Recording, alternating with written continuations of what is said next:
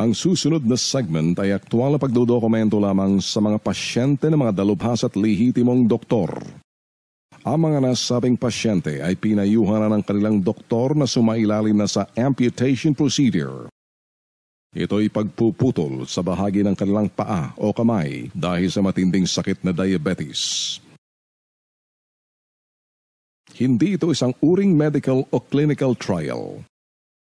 Ginamit ng mga nasabing pasyente sa loob ng 90 days ay King's Herbal Food Supplement lamang. Paalaala sa lahat, ang mga food supplement at mga bitamina ay kinakailangan na may tatak na no approved therapeutic claim. Hindi ito mga medisina.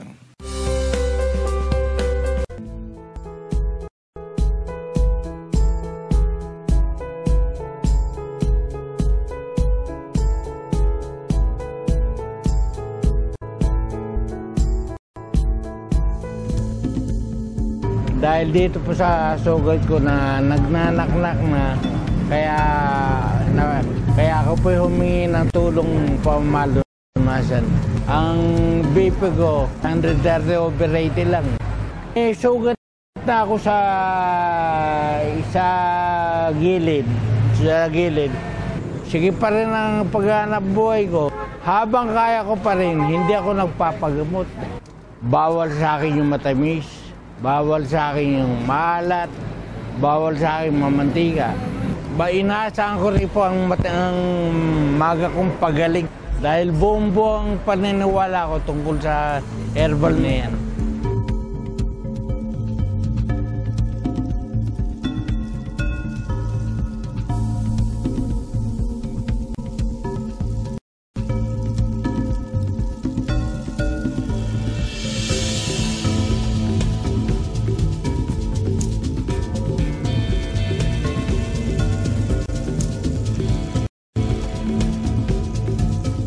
Mula nung makainom ako ng herbal, ang unang-unang napansin ko, nawala yung pangati sa katawan ko. Pangalawa, itong talapakan ko dati kapag hinakbang ko, hindi ko kumusyan, tumatagilid ako naglalakad ngayon, pero ngayon nagtataka ako, lapat na lapat ang ganyan. At pangatlo, mula sa bukong pataas, mula nung makainom ako ng herbal, ramdam ko yung laman ng pako, parang bumatigas siya. Hindi doon na banban na masagi lang, nasusugatan ako. Pero mula nung ako nung herbal, guminawa na pangatawang ko. Kung naaga lang kami napunta rito at nalaman namin ito kagad, sana hindi na naputo itong kalawang pakon to.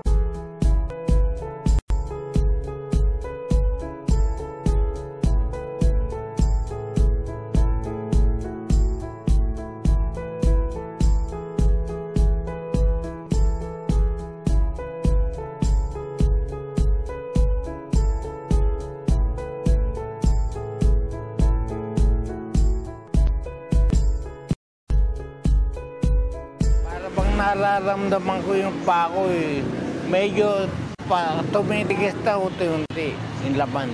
Yung pangati pako na wala na. Totally na malakas na ako, alam ko na kumilos.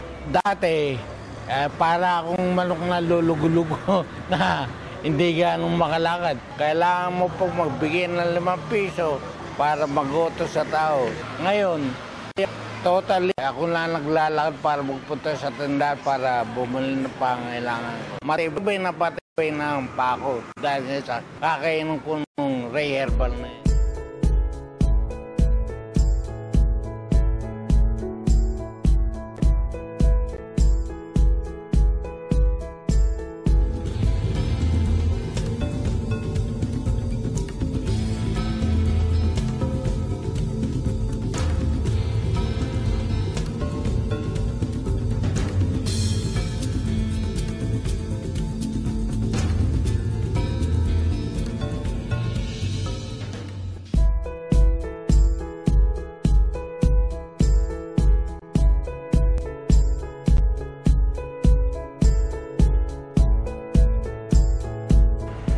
Yung aking pa, 4 araw na mula ngayon, ganap ng lumambot at lumatag ng utang pa ako ngayon.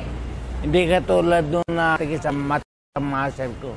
Ngayon ganap ng ramdam na ramdam ko na siya na lapat na pa ako.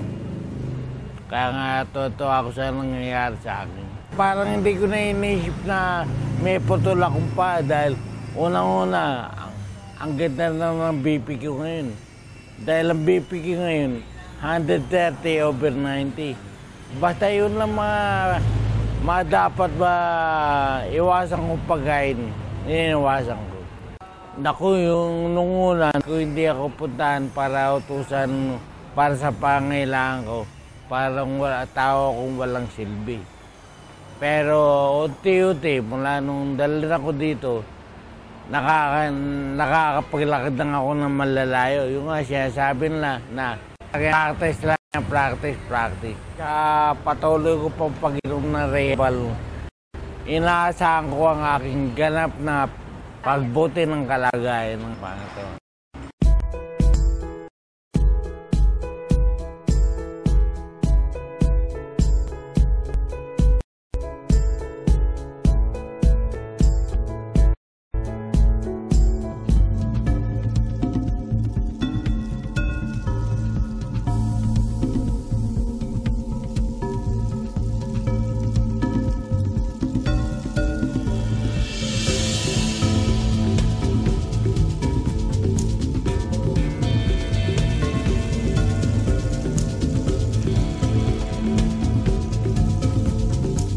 Minabuti ko po sapagkat kung pupunta pa kayo sa main office, napakalayo. Kaya naglagay po kami yung pong cell number na nakalathala sa ilalim ng screen na ito.